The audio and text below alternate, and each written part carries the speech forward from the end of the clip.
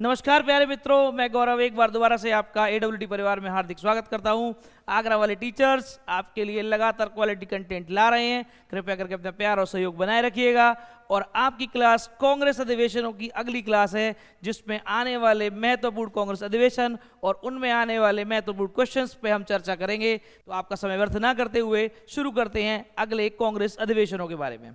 तो यहाँ पे आप पीछे देख पा रहे होंगे कि 6वां कांग्रेस अधिवेशन, और इसकी हम थोड़ी सी चर्चा कर लेते हैं। हालांकि ये एग्जाम पॉइंट ऑफ व्यू से इतना ज़्यादा महत्वपूर्ण नहीं है, लेकिन यूनिक क्वेश्चन इसमें से ज़रूर बन सकता है। तो 6वां कांग्रेस अधिवेशन, इसकी जो शुरुआत हुई थी वो सन 1890 में की गई थी, और ये कलकत्ता में हुआ अधिवेशन था, जिसकी अध्यक्षता फिरोज शाह मेहता ने की थी। ये एक कॉमन सी बात है, लेकिन इसमें एक और इम्पोर्टेंट बात थी, क्योंकि ध्यान रखिएगा उस समय भारत में महिलाओं की स्थिति कुछ ज़्यादा अच्छी नहीं थी। तो जो भी महिलाएं अपने क्षेत्र में महत्वपूर्ण कार्य कर रही थी, तो कांग्रेस का पूरा प्रयास था कि उनको ज़्यादा से ज़्यादा अपनी इस पार्टी से जोड़ा जा सके, ताकि महिलाओं को भी इसमें समान प्रभुत्वता मिल सके।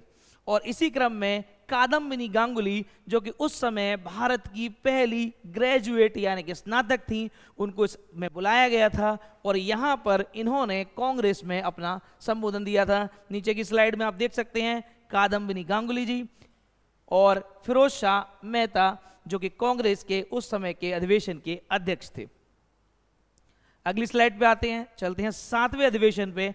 और 7वां अधिवेशन कांग्रेस के अध्यक्षों के नाम के हिसाब से थोड़ा सा इंपॉर्टेंट बन जाता है, क्योंकि जैसा कि मैंने आपको पहले ही बताया हुआ था कि कांग्रेस अधिवेशन में कांग्रेस के अध्यक्षों के प्रकार के बारे में क्वेश्चंस पूछे जाते हैं। उसी क्रम में जो भारत के कांग्रेस अधिवेशन के पहले हिंदू अध्यक्ष थे, उनका नाम था पी आनंद चार्लू, और ये 7वें अधिवेशन में प्रथम हिंदू अध्यक्ष बनाए गए थे। इसके अलावा इसमें एक शब्द और जोड़ा गया था, जिसका नाम था राष्ट्रीय, और कांग्रेस में राष्ट्रीय शब्द जुड़ते ही यह भारतीय राष्ट्रीय कांग्रेस यानी कि इंडियन नेशनल कांग्रेस के नाम से जानी गई।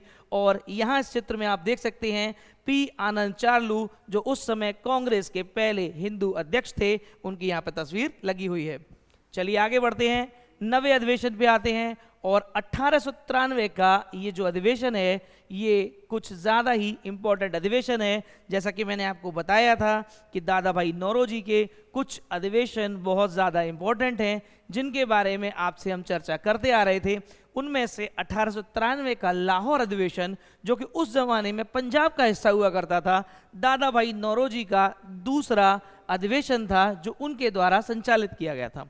और इसमें एक बड़ी खास बात हुई थी, और वही एक खास बात हुई थी कि सिविल सेवा परीक्षा, जिसमें भारतीयों को शामिल कर लिया गया था, लेकिन ये सिविल सेवा परीक्षा भारत में नहीं होती थी, बल्कि भारत से बाहर ब्रिटेन में ये आयोजित की जाती थी, जिसको लेकर के इन्होंने अपना एक आवेदन दिया या अपनी मांग रखी कि सिविल सेवा परीक्षाओं को भारत में आयोजित किया जाए। साथ में आपको मैंने पिछली क्लास में बताया था कि दादा भाई नौरोजी इंडिया डेप्ट to England, the poverty and British rule in India, इस तरह की कुछ लेख और पुस्तकें लेके आए थे, जिसमें उन्होंने धन निष्कासन की थ्योरी के बारे में बातचीत की थी। उसी क्रम में ड्रेन ऑफ वेल्थ यानी कि धन निष्कासन की थ्योरी, यानी कि इसमें इन्होंने ये बताया था कि अंग्रेजों के द्वारा भारत का कितना आर्थिक शोषण किया गया है। इस अधिवेशन यानी कि 9वें अधिवेशन में इस बात पर चर्चा की गई थी। आइए आगे बढ़ते हैं और अगली स्लाइड पर चलते हैं, आपका समय व्यर्थ ना करते हुए। 12वां अधिवेशन, देखिए यहाँ पे मैंने लगातार कांग्रेस अधिवेशनों को कवर नहीं किया है, क्योंकि जो अति महत्वपूर्ण है एग्जाम के पॉइंट ऑफ व्यू से, जो बहुत ज़्यादा इंपॉर्टेंट है, हम यहाँ पे उसी की चर्चा कर रहे हैं।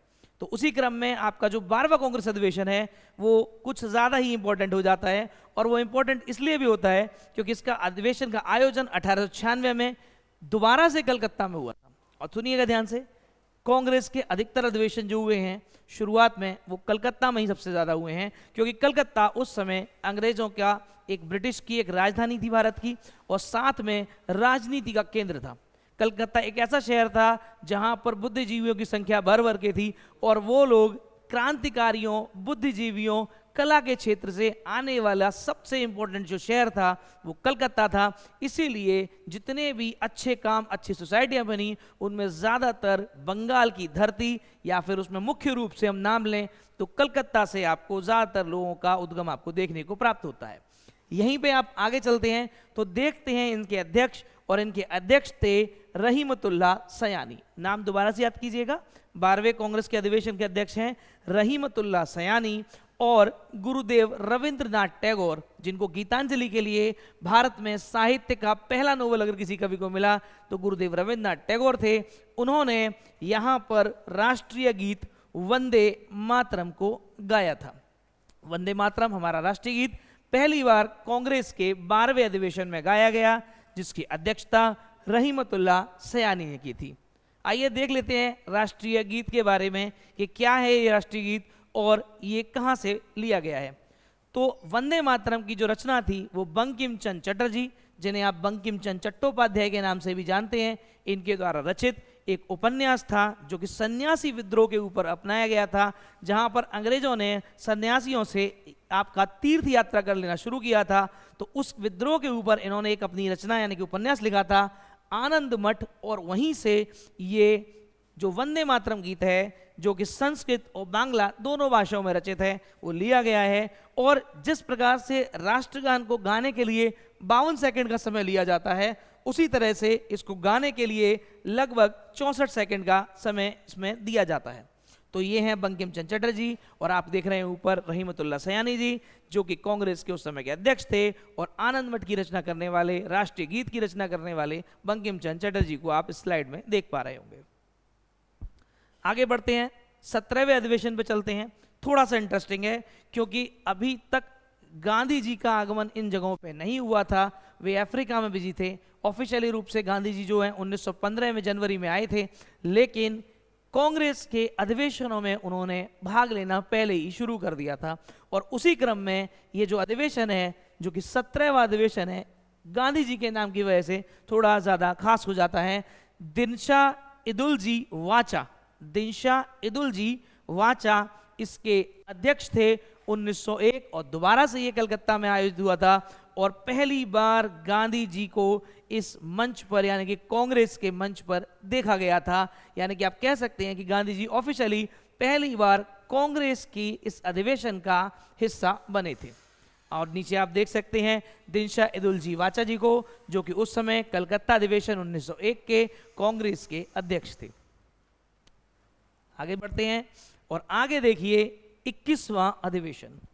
पॉइंट ऑफ व्यू से एग्जाम के से बहुत ज़्यादा इंपॉर्टेंट है, और इंपॉर्टेंट इसलिए भी है क्योंकि इसमें समय आ गया है 1905, और 1905 भारत के उस समय के वायसराय लॉर्ड कर्जन के द्वारा मुख्य रूप से हिंदू मुस्लिमों में फूट डालने के लिए बंगाल विभाजन किया गया था, और पूरा देश इस बंगाल विभाजन का विरोध कर रहा था। तो जब पूरा देश इसका विरोध कर रहा था तो क्यों ना कांग्रेस इसका विरोध करे, और इस अधिवेशन में यही चर्चा की गई।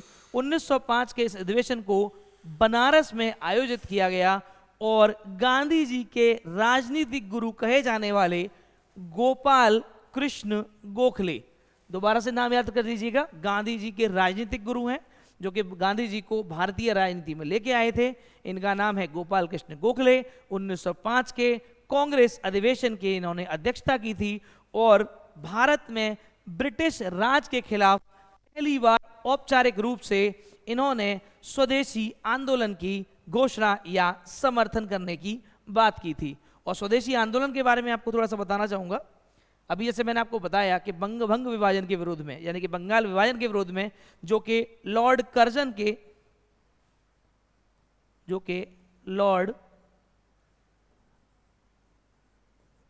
के बंग भंग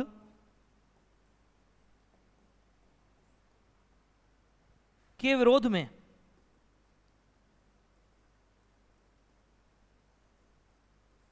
में इस आंदोलन की शुरुआत हुई।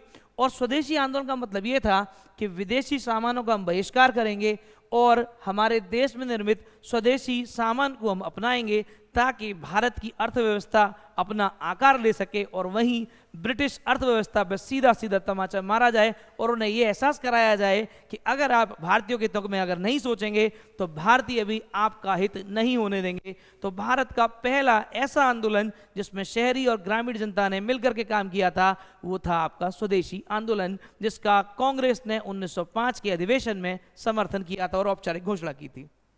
आगे बढ़ते हैं 22वां अधिवेशन, जो कि बहुत ही ज़्यादा इंपॉर्टेंट है, एग्जाम के पॉइंट ऑफ व्यू से काफ़ी क्वेश्चंस में से बनते हैं। तो 22वां अधिवेशन की बात कर लेते हैं। तो 1906 में ये 22वां अधिवेशन हुआ था और इसका भी जो जगह थी वो कलकत्ता थी। और इसलिए भी इंपॉर्टेंट है क्योंकि जैसा कि मैंने आपको बताया था कि दादा भाई नौरोजी 3 अधिवेशनों में भाग ले चुके थे, तो उनका ये अंतिम अधिवेशन था जिसकी इन्होंने अध्यक्षता की थी। तो 1906 की दादा भाई नौरोजी के द्वारा इसको संचालित किया गया था। ये इनकी अध्यक्षता में आखिरी अधिवेशन था और यहाँ पे 4 प्रस्ताव जो थे वो पारित करने या उन पर चर्चा करने की बात की गई थी। वो 4 प्रस्ताव कौन से थे उनको विशेष रूप से याद रखिएगा, क्योंकि ये स्वराज शब्द जो आपको मैंने रेड लेटर में पॉइंट आउट किया हुआ है, इसकी कांग्रेस अधिवेशनों में लगातार चर्चा हुई है। सबसे पहली बार दादा भाई नौरोजी के अंतिम अधिवेशन 1906 में हुई है। उसके बाद 1916 आपका बाल गंगाधर तिलक के द्वारा स्वराज बोला गया है और इसके बाद नेहरू जी के द्वारा आयोजित लाहौर अधिवेशन में भी इस स्वराज शब्द को लेकर के कई सारी बातें की गई हैं। स्वराज का अर्थ होता है अपने देश का अपने लोगों के द्वारा किया जाने वाला शासन, और उसमें कोई भी बाहरी ताकत या बाहरी शक्ति बिल्कुल भी उसका हमें सहयोग नहीं चाहिए होता। तो इस स्वराज शब्द को लेकर के पहले प्रस्ताव में चर्चा की गई। दूसरा बहिष्कार आंदोलन, जो कि मैंने अभी आपको बताया था बंग आंदोलन का हिस्सा था, उस पर बात की गई जिसमें हमने ब्रिटेन के सामानों को या विदेशी सामानों को बहिष्कार करने की बात की। साथ में हमने स्वदेशी अपनाने की, यानी कि हम कोई भी सामान लेंगे वो स्वदेशी दुकानदारों से या निर्माताओं से लेंगे, उसकी चर्चा की गई। और साथ में राष्ट्रीय शिक्षा, यानी कि राष्ट्रीय शिक्षा को अपनाने पर चर्चा हुई। भाई हम अपने देश की शिक्षा को अपने लोगों के हिसाब से करेंगे।